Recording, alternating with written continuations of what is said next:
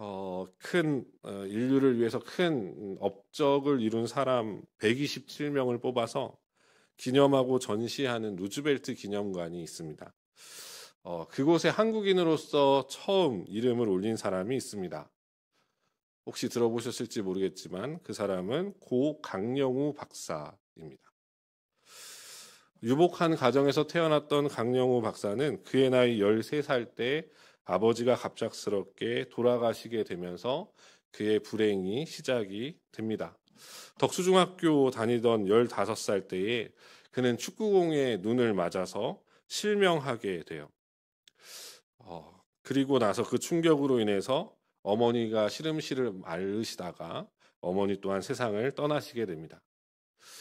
그렇게 졸지에 부모님을 다 떠나보내고 그 강영호 박사와 그 형제들을 첫째 누나가 돌봐주게 됐는데, 그 누나도 공장에 일을 하고 또 집에 돌아와서 동생들을 돌보다가 과로로 인해 그만 죽음을 맞이하게 됩니다. 졸지로 그는 밑으로 2명의 동생을 돌보는 맹인 소년 가장이 된 것이죠. 본인 스스로 살 가치가 없다고 생각하던 그 어린 청소년을 일으켜 세운 것은 하나님을 향한 신앙이었습니다. 훗날 그는 이렇게 고백하게 되는데, 나는 하나님께 2 눈을 빼앗긴 대신 마음의 눈을 얻었다라고 고백해요. 그가 연세대학교를 졸업하게 됩니다. 연세대학교를 졸업한 뒤에 도미해서 미국 피츠버그 대학에서 특수교육학 박사학위를 받게 됩니다. 그리고 나서 조지 부시 대통령 시절에 백악관 국가장애위원회 정책 차관보를 역임하게 돼요. 그리고 그는 2012년 68세의 나이에 췌장암으로 하나님의 부르심을 받아 하나님 곁으로 가게 됩니다. 그가 췌장암 판정을 받고 한 달의 시한부 선언을 받았다고 그러는데, 그때에 혼신의 힘을 기울여 쓴 책, 그의 유작이 하나 있는데 그 책의 제목이 무엇이냐면 내 눈에는 희망만 보였다라는 책이에요. 그리고 우리는 오늘 본문에서 그 희망을 찾아서 나온 한 귀먹고 말 더듬는 자를 데리고 왔던 사람들을 만나게 됩니다. 이 마가의 기록 중에서 오늘 본문에서 우리가 눈여겨볼 표현이 귀먹고 말 더듬는 자입니다. 성경에 이 표현이 딱 2번 나타나요. 신약에 한 번 나오는 것은 우리가 읽은 오늘 마가복음 7장에 한 번 쓰여지고, 이 표현이 구약 성경에 한 번 더 등장하는데, 구약 성경 어디에 등장하냐면 이사야 35장 5절과 6절에 등장하게 됩니다.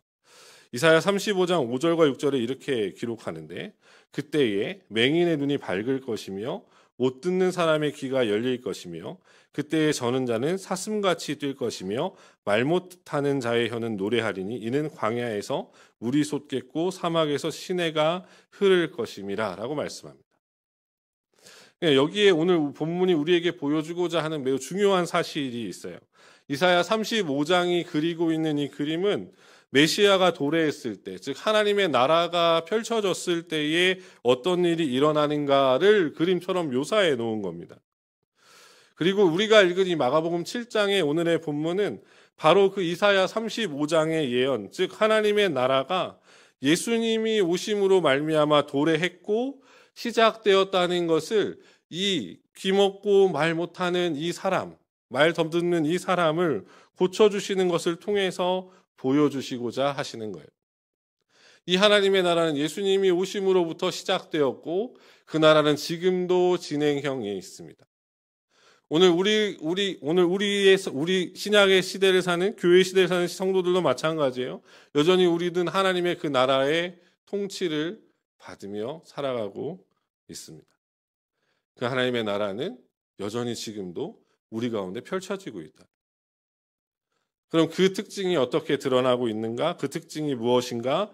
오늘 본문을 통해서 함께 살펴보면서 은혜를 나누고자 합니다. 첫 번째, 우리가 오늘 본문을 통해 첫 번째 발견하게 되는 하나님 나라의 특징은 함께 길을 걷는 자들이 있다는 거예요. 함께 길을 걷는 자들이 있습니다.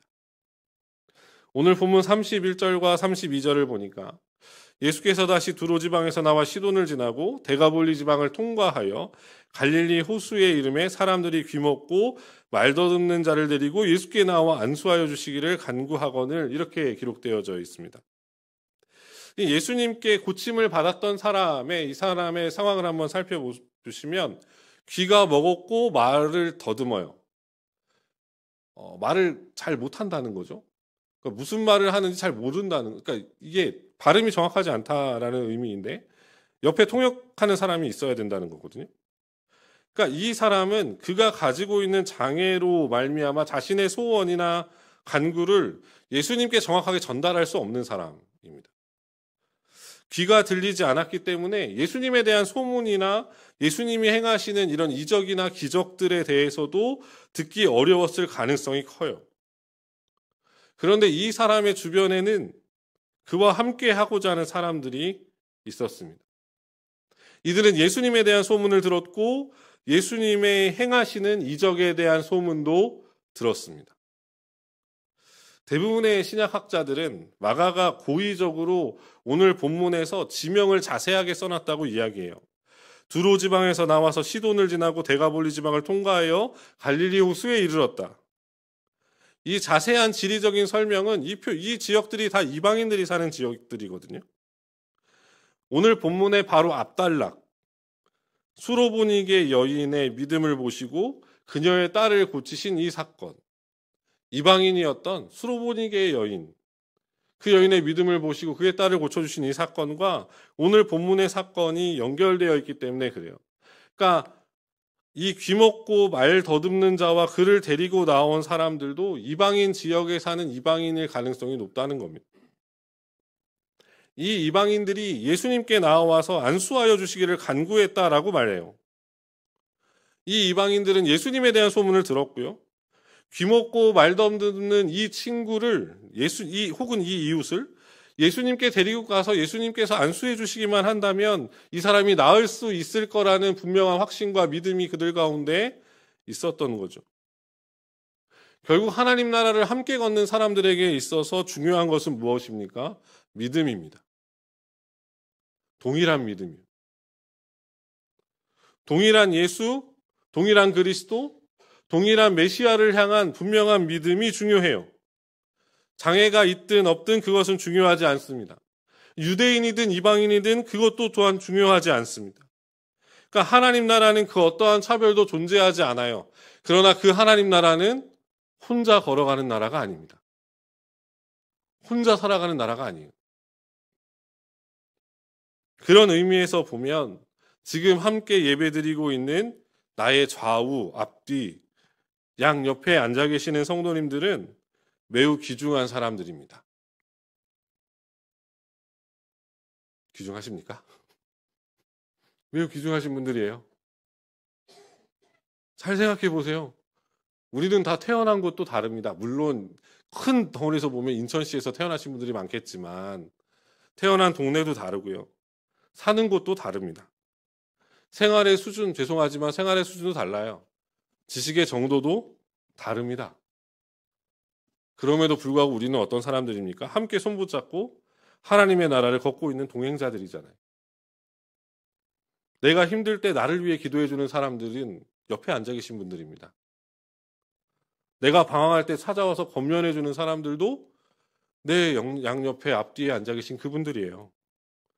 내가 슬플 때 손붙잡고 함께 울어주는 사람들, 내가 기뻐할 때 함께 박수치며 함께 웃어주는 사람들, 그 사람들이 지금 양옆에 좌우에 앞뒤에 앉아 계시는 우리들입니다. 그리고 우리는 이 공동체를 가리켜 교회라고 부르죠. 바라기는 우리 수인교회 온 성도들이 함께 하나님 나라를 걸어가는 동행자요, 동역자요, 믿음의 여정의 동반자들 되시길 주님의 이름으로 축복합니다. 오늘 본문을 통해서 우리가 보는 두 번째 하나님 나라의 특징은 무엇이냐면 막힌 곳을 열고 메인 것을 풀어서 자유케 함에 있어요. 막힌 곳은 엽니다. 메인 것은 풉니다. 그렇게 해서 무엇을 선물해 주시냐? 자유를 선물해 주십니다. 그게 하나님 나라의 두 번째 특징이에요. 33절 이후로 보니까 예수님께서 그 사람을 따로 데리고 나가셔서 고치시는 장면이 기록되어져 있습니다. 예수님께 찾아온 사람들은 안수해 주시기를 바랬어요. 안수해 주시기를 바라고 이 사람을 데리고 나왔는데 예수님의 치유 방법은 조금 독특합니다. 그게 33절과 34절에 기록되어 있는데 예수께서 그 사람을 따로 데리고 무리를 떠나서 손가락을 그의 양귀에 넣고 침을 뱉어 그의 혀에 손을 대시며 하늘을 우러러 탄식하며 그에게 이르시되 에바다 하시니 이는 열리라는 뜻이라. 예수님의 이러한 치유 행위에 대해서 많은 학자들이 매우 다양한 의견을 냅니다.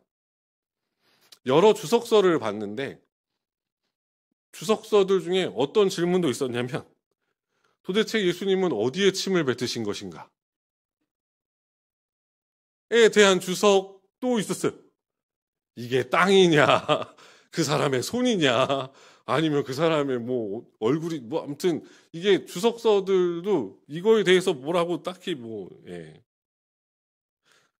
예수님 당시에 침이라고 하는 것은 사람들에게 있어서 치료에 효과가 있다고 믿어졌고 아픈 부위에 손을 대는 것 또한 그 당시에 사람들이 행하던 치료 의식 중에 하나였다고 그럽니다. 그런데 예수님께서 이 들리지 않는 사람, 귀가 들리지 않는 이 사람에게 치료하실 때에 썼던 방법을 보면 그 사람의 촉각을 이용하시는 걸 볼 수 있어요. 대부분의 치료의 기사들은 예수님께서 말씀으로 이렇게 다 명령하시고 들리게 말씀하시지만 이 사람은 듣지를 못하니 예수님께서 이 사람에게 치료한다는 걸 나타내주고 확신시켜 줄 수 있는 가장 좋은 방법은 이 사람의 피부의 접촉을 통해서 이 사람이 감각적으로 느낄 수 있게 만들어주는 것, 그것이 가장 좋은 전달 방법이었을 거라고 학자들은 이야기합니다. 그나마 이게 가장 무난하고도 좀 그럴듯한 해석인 것 같아요. 그러나 이 치료의 과정 속에서 더욱 중요한 건 뭐냐면 34절입니다. 이 34절 초반부에 보면 예수님께서 어떻게 하시냐면 하늘을 우러러 탄식하셨다라고 되어 있습니다. 여기서 탄식이라고 하는 헬라어가 스테나조라고 하는 단어인데 이 동사는 사람의 심정을 답답하게 하는 외적인 요소에 의해서 심적으로 매우 큰 압박감을 느끼는 상태, 매우 큰 압박을 받는 상태를 의미해요. 이 똑같은 단어가 로마서 8장 23절에 쓰여져 있는데 사도 바울은 이 8장 23절에서 뭐라고 말하냐면 그뿐 아니라 또한 우리고 성령의 처음 익은 열매를 받은 우리도 속으로 탄식하여 양자될 것, 곧 우리 몸의 속량을 기다리느니라 라고 이야기합니다. 이것은 여기서 등장하는 이 탄식은 로마서 8장 21절 앞에 나와 있는 8장 21절에 고대하는 바에 대한 탄식을 의미해요. 로마서 8장 21절에 보니까 그 바라는 것은 피조물도 썩어짐의 종로로 타는 데서 해방되어 하나님의 자녀들의 영광의 자유에 이르는 것이라 라고 되어 있습니다. 그래서 영국의 신학자였던 도널드 잉글리시는 이 본문을 주의하면서 이 사도 바울의 로마서의 탄식을 인용하면서 이 예수님께서 귀먹고 말 못 어눌한 이 병자를 고쳐주시는 이 사건이 단순히 육체적인 약함, 신체적인 약점을 회복하는 것이 아니라 그 한 영혼을 둘러싸고 있는 모든 연약함, 그 사람의 영혼과 육체, 의지와 감정, 생각까지도 예수님께서 회복시키시고 치료하시기를 원하셨다라고 이야기합니다. 그러니까 단순히 예수님의 목적은 그 한 사람이 갖고 있었던 질병이 아니라 그 사람을 둘러싸고 있는 전인격적인 하나님과의 끊어져 있는 이 관계, 그것을 예수님 다시 회복시켜 주시고자 하셨다. 이 탄식은 이 사람이 하나님과의 이 분리되어져 있는 이 관계 속에서 오는 예수님의 탄식이라고 봤다는 거예요. 그걸 뒷받침하는 이 예수님의 말씀이 바로 에바다라는 단어입니다. 아람어로 에파다인데 열려져라 라는 뜻이에요. 열려져라. 이것은 1차적으로 35절에서 이 사람의 귀가 열리고 혀가 그 묶인 것에서 자유케 되는 것을 나타내기도 하지만 바로 앞에 쓰여져 있는 예수님의 마음을 답답하게 했던 이 사람의 모든 상황, 죄에 매여 있고 사망에 매여 있고 죽음에 매여 있는 이 사람의 상황이 전인격적으로 회복되어지는 것을 나타내기도 합니다. 메시아의 대표적인 예언의 말씀인 이사야 61장 1절과 2절은 이렇게 말씀하는데, 주 여호와의 영이 내게 내리셨으니 이는 여호와께서 내게 기름을 부으사 가난한 자에게 아름다운 소식을 전하게 하려 하심이라. 나를 보내사 마음이 상한 자를 고치며 포로된 자에게 자유를, 갇힌 자에게 누임을 선포하며 여호와의 은혜의 해와 우리 하나님의 보복의 날을 선포하여 모든 슬픈 자를 위로하되라고 말씀하죠. 예수님께서 안식일에 회당에 들어가셔서 이 구절을 읽으셨어요. 이 구절을 읽으신 이후에 예수님은 누가복음 4장 21절에서 곧이어 이렇게 말씀하십니다. 이에 예수께서 그들에게 말씀하시되 이 글이 오늘 너희 귀에 응하였느니라.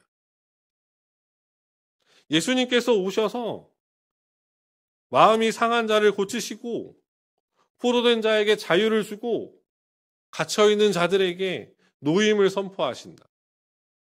하나님의 나라가 도래하면, 예수 그리스도로 말미암아 하나님의 나라가 도래하면 그 하나님 나라의 백성들에게서 나타나는 가장 중요한 특징 중에 하나가 무엇이냐면 자유함이에요. 자유함. 그래서 사랑하는 성도님, 예수님께서 이 땅에 오셔서 하나님의 나라가 시작되고 예수를 믿음으로 그 나라의 백성된 자들에게 더 이상 그들을 올가매거나 속박할 수 있는 것은 이 세상에 아무것도 없습니다. 설령 죽음이라 할지라도 그것이 하나님의 백성을 올가맬 수 없어요. 하나님의 나라의 백성들을 가둘 수 없습니다. 이 세상에 그 어떠한 것이 하나님의 나라의 백성들을 가두어 놓을 수 없어요. 돈도 가둘 수 없습니다. 건강도 가둘 수 없고요. 경제적인 상황이, 사람들과의 관계가 그들을 가두거나 올가맬 수 없어요. 왜요? 그들은 하나님 나라의 백성들이니까요. 예수님 오셔서 이미 우리를 자유케 하셨으니까요. 모든 올가매는 것으로부터 우리를 구해내시고 자유롭게 하셨으니까요. 그러니 사랑하는 성도님들, 혹시나 밤마다 우리를 한숨 짓게 하는 것들이 있으시진 않으십니까? 혹시 우리를 올가매고 있는 그 무엇이 우리 가운데 있지는 않습니까? 우리의 마음을 탄식으로 채우는 것들이 설령 우리 가운데 있지는 않으십니까? 오늘 우리를 향해서 에바다라고 선포하시는 예수님의 음성에 귀를 기울여 보십시오. 우리를 올가맬 수 있는 것은 아무것도 없습니다. 그 예수님의 말씀 한마디면 우리를 올가맸던 것들로부터 우리를 자유케 하시는 능력이 됩니다. 이 예수님의 말씀을 마음에 굳건히 붙잡으시고 우리 또한 담대히 예수의 이름으로 에바다를 선포하고 에바다를 외칠 수 있는 저와 여러분 되시기를 간절히 소망합니다. 그래서 마지막으로요, 이 오늘 본문에서 볼 수 있는 하나님 나라의 중요한 마지막 특징은 뭐냐면 변화입니다. 변화예요. 하나님 나라의 백성들은 변화되어져 가는 사람들입니다. 변화되어지는 자들이에요. 여기서의 변화란 하나님의 형상으로의 회복을 의미합니다. 하나님께서 우리를 지으신 목적과 이유를 깨닫고 그 방향으로 나아가는 것. 오늘 본문 36절에서 이렇게 말씀해요. 예수께서 그들에게 경고하사 아무에게도 이르지 말라 하시되 경고하실수록 그들이 더욱 널리 전파하니. 이 이방인들의 삶이 어떻게 변화되어집니까? 예수의 증인으로 변화되어지죠. 예수께서 내게 하신 일을 보라. 예수께서 내게 하신 일을 들어보라. 예수께서 우리에게 행하신 이 큰 일을 들어보라. 그리스도를 나가서 널리 전파하게 됩니다. 그런데 더 중요한 표현이 하나 등장해요. 그것이 37절에 등장하는데 37절을 보니까 이렇게 기록되어 있습니다. 사람들이 심히 놀라 이르되 그가 모든 것을 잘하였도다 라고 기록되어 있습니다. 여기서 잘하였도다 라고 하는 단어, 헬라어 단어가 칼로스예요. 칼로스인데 본래 의미는 선하다, 좋다 이런 뜻입니다. 근데 이 칼로스라는 헬라어 단어를 히브리어로 고대로 옮기면 어떻게 바뀌냐면 토브라고 바뀝니다. 히브리어 토브예요. 토브. 이 히브리어 토브가 제일 많이 쓰인 데가 어디냐? 창세기 1장입니다. 창세기 1장에 보면 계속해서 반복되어지는 표현이 있어요. 그 표현이 무엇이냐면 하나님 보시기에 좋았더라. 하나님 보시기에 좋았더라. 보시기에 좋았더라. 보시기에 좋았더라. 여기 등장하는 토브는 좋았더라. 그래서 창세기 1장 31절을 보면 이렇게 말씀하세요. 하나님이 지으신 그 모든 것을 보시니 보시기에 심히 좋았더라. 무슨 말씀입니까? 하나님께서 계획하시고 목적하신 바 그대로 이루어졌다예요.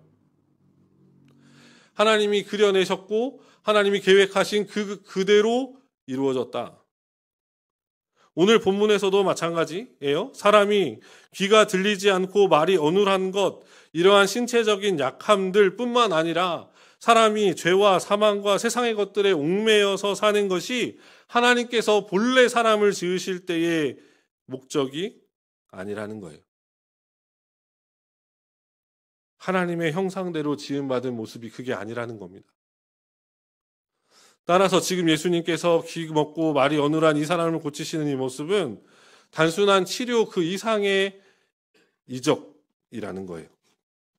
그래서 이 한 신학자는 이 이적을 가리켜서 예수님의 새 창조라고도 표현합니다.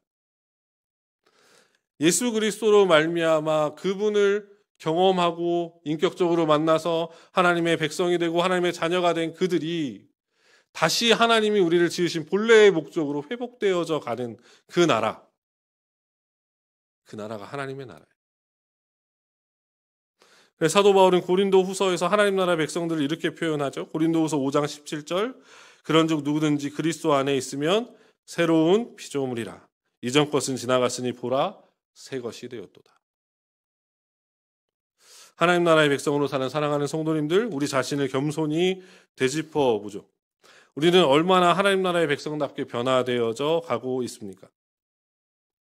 어제보다 오늘 나의 모습은 조금 더 하나님의 마음에 합한 자의 모습으로 변화되어지고 있습니다. 5년 전의 나의 모습보다 지금 나의 모습은 조금 더 하나님의 마음을 기쁘시게 하는 모습들로 변화되어져 가고 있습니까? 우리가 예수님을 인격적으로 처음 만났을 때보다 지금 나의 모습은 더욱 주님을 닮아가고 계십니까? 하나님 나라의 중요한 특징은 변화예요. 그 변화는 우리의 신앙과 인격의 성숙으로 드러나고 나타납니다. 하나님의 형상을 회복해가는 그 모습, 곧 주님 닮아가는 그 모습으로 우리 가운데 나타나요. 바라기는 하나님 나라의 백성들로 살아가는 이 귀한 삶 속에서 더욱 주님 닮아가는 모습이 우리 가운데 충만해지기를 주님의 이름으로 축복합니다. 말씀을 정리할게요. 사랑하는 성도님들, 처음 말씀드렸던 고 강영우 박사의 유작의 제목을 기억하십니까? 비록 시각장애를 갖고 있었지만 그는 스스로 고백하기를 내 눈에는 희망만 보였다라고 고백하죠. 온전한 시력을 갖고 있는 저와 여러분은 지금 무엇이 보이십니까? 갖지 못한 것, 얻지 못한 것, 나를 두렵게 하는 그 무엇? 온전한 시력을 갖고 있다 하더라도 우리가 보는 것은 전혀 다른 것일 수 있어요. 무엇을 보고 계시고 무엇을 보고 싶으십니까? 바라긴 예수께서 오심으로 말미암아 그분의 십자가와 부활로 하나님 나라의 백성된 우리 자신임을 기억하시고 믿음의 눈으로 우리 가운데 펼쳐지고 있는 하나님 나라를 볼 수 있으시길, 또 날마다 보게 되시기를 주님의 이름으로 축복합니다. 그래서 우리를 자유케 하시는 주님으로 말미암아 더욱 주님 닮아가시고 이 복된 신앙의 여정 홀로 걸어가는 것이 아니라 믿음의 동역자들과 함께 걸어감을 기억하시고 나도 그 누군가의 믿음의 동역자 되어 하나님 나라의 백성들, 예수의 증인들, 더욱 주님 닮아가는 그 작은 예수로 살아가는 저 여러분 되시길 주님의 이름으로 축원합니다.